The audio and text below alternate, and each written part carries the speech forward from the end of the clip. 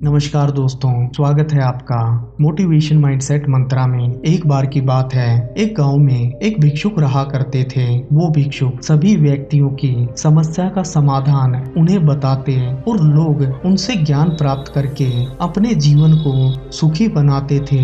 एक दिन उनके आश्रम में एक गोपाल नाम का व्यक्ति आता है। गोपाल उनके पास बैठकर उन्हें प्रणाम करता है और कहता है, गुरुवर, मैं अपने जीवन में बहुत दुखी हूँ। मुझे बहुत सी परेशानियों ने घेर रखा है। मुझे लगता है कि मेरी किस्मत बहुत खराब है। मेरा जीवन इतना कठिन हो गया है कि लोग मुझे अब धोखा देते हैं, मेरी इज्जत नहीं करते और समाज में मेरा सम्मान भी कम होने लगा है।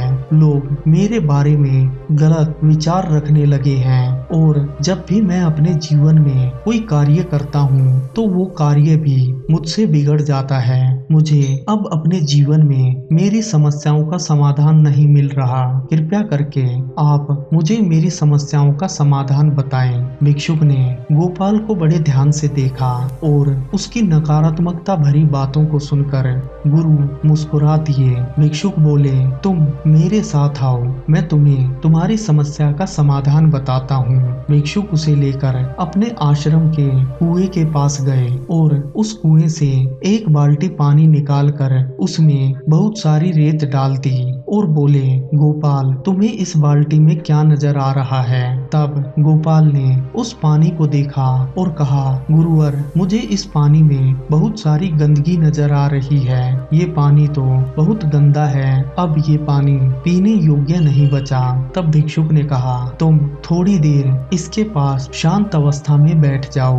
गोपाल गुरु का आदेश पाकर उस बाल्टी के पास बैठ गया। गुरु ने थोड़ी देर बाद फिर से एक लकड़ी उठाई और उस पानी में घुमानी शुरू कर दी। फिर भिक्षुक ने पूछा, अब तुम्हें इसमें क्या नजर आ रहा है? तब गोपाल ने फिर से कहा, गुरुवर, मुझे इसमें बहुत ही गंदा पानी नजर आ रहा है। अब तो ये पानी पहले से भी ज्यादा गंदा हो गया है। तब गुरु ने उस लकड़ी को एक तरफ फेंक दिया और चुपचाप उस बाल्टी के पास बैठ गए। गोपाल भी चुपचाप बैठकर गुरु और उस बाल्टी को देखे जा रहा था। थोड़ी देर बाद गुरु ने फिर से पूछा, गोपाल, अब तुम्हें इस पानी में क्या नजर आ रहा है? तब गोपाल ने ध्यान से देखा कि सारी गंदगी बाल्टी की तली में बैठ गई है और पानी बहुत साफ हो गया है। तब गोपाल ने कहा, गुरुवर, अब ये पानी बहुत साफ हो गया है, इसमें से